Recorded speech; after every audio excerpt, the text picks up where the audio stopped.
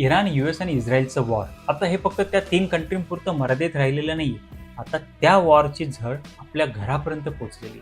Last वीकमध्ये इराणने कतारच्या सगळ्यात मोठ्या LNG एक्सपोर्ट हबवरती अटॅक केला आणि त्यामुळे कतारची प्रोडक्शन कॅपॅसिटी ऑलमोस्ट 17% ने डाऊन झाली आणि हाच गॅस आपल्या घरापर्यंत यायचा आणि त्यामुळे एका दिवसामध्ये गॅसचे रेट 35% ने हाईक झाले. आधी स्ट्रेट ऑफ हॉर्मुझमधून ऑइलचा सप्लाय तर डिस्टर्ब झालाच होता आणि त्याचबरोबर आता गॅसचा सप्लाय देखील डिस्टर्ब झाला आणि ह्याचमुळे असं एक्सपेक्ट केलं जातं की येणाऱ्या काळामध्ये एनर्जी क्रायसिस येणार आहे आणि हेच एनर्जी क्रायसिस कदाचित इकॉनॉमिक क्रायसिस देखील आणू शकतील.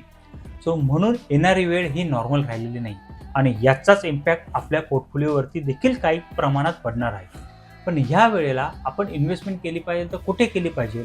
तर मित्रांनो, मी सांगेल की काही अंशी आपल्याला हायब्रिड फंडमध्ये सुद्धा इन्व्हेस्टमेंट करणं योग्य आहे. कारण जर बाहेर रेट ऑफ इंटरेस्ट वाढायला सुरुवात झाली तर हायब्रिड फंडमध्ये देखील रिटर्न चांगले बनू शकतात. सो योग्य पद्धतीने पोर्टफोलिओ कन्स्ट्रक्ट करायची वेळ आली आहे. तर तुम्हाला देखील योग्य पद्धतीने पोर्टफोलिओ उभा करायचा आहे. योग्य सल्ला हवा असेल तर स्क्रीनवरती दिलेल्या नंबरवरती मला संपर्क करा.